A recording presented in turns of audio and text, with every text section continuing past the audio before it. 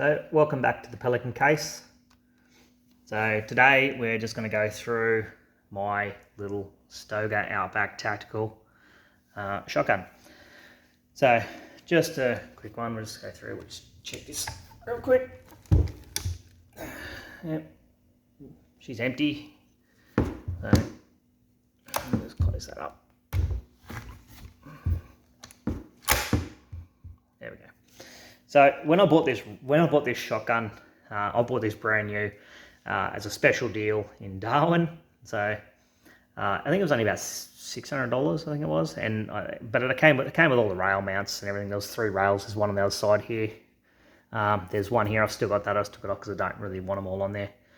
On the top, it did come with an aim point, like a massive aim point that you couldn't zero it, and I ended up just selling it on eBay for $50, so I don't really care. This one here, this is a little Bushnell red dot, and this thing is actually incredible. Like, actually, it works quite well when you're shooting solids with this thing. So I do have a rail mounted light, but I just don't have it on here right now because this is actually a really good home defense, or if you want to do anything like that. It's a nice little 20-inch barrel on this thing. So it's pretty good. Full choke barrel on it. I have actually had some success shooting ducks and magpie geese and stuff with this thing. A lot of people kind of criticized it because it's only a 20-inch barrel, but I found that when I was getting really picky with the ammo, I found a really good steel shot for shooting waterfowl in Darwin, and it works quite well. This thing, it's pretty crappy at shooting buckshot. Like, honestly, this thing, you could probably put the muzzle against the target and you'll probably still miss. It's that horrible shooting buckshots out of this thing. But solids, it's really good. Just the Federal 1-ounce slugs works pretty well. Even with the red dot sight on there, it actually works quite well with the for shooting solids. So what I've done to this as well, I've put on some sling mounts, just because when you're wandering through the scrub, especially around Darwin, it's so hot, you don't want to be carrying the shotgun. Like, this thing's quite heavy for a small shotgun.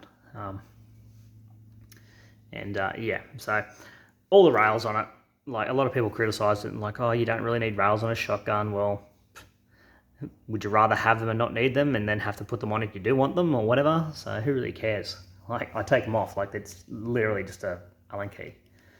So yeah, this thing's pretty good. Like, this thing, my wife loves shooting this thing, and she's only a small little lady, and absolutely loves firing it. Like, the thing about the fiber optic on the front here, though, I don't really like it, and it's so easy to move it. It's just insane.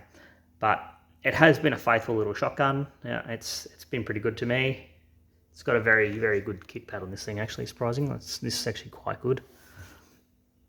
And yeah, so it's just a single over under, and yeah. So if you want to really comment or anything like that, like sadly that little Bushnell sight on the top there, that actually probably cost me nearly as much as the shotgun itself. So other than that, though, it's been a really good shotgun. It fires all kinds of different rounds. I just don't shoot buckshot with it because really, it's either I'm just a crappy shot with it, or you just couldn't hit anything with it, and I've found that you just can't hit anything with it. But it seems to really love steel shot. I found the GB number 2s, and they work really well on this thing. I think I've been punching this thing out to, I think, roughly about 40 meters, 45 meters with it, and that's shooting waterfowl. So it actually works quite well shooting at magpie geese and stuff like that. So that's about it for this thing. Just the simple little sleeve on the back there, just to hold a couple extra shells. And the only thing, if I could change anything about this shotgun as well, I'd have it with a self-extractor, like, just to kick the shells out for me. But beggars can't be choosers, and really, what do you expect for something you spend $600 on? So hope you enjoyed the video, and I'll see you on the next one.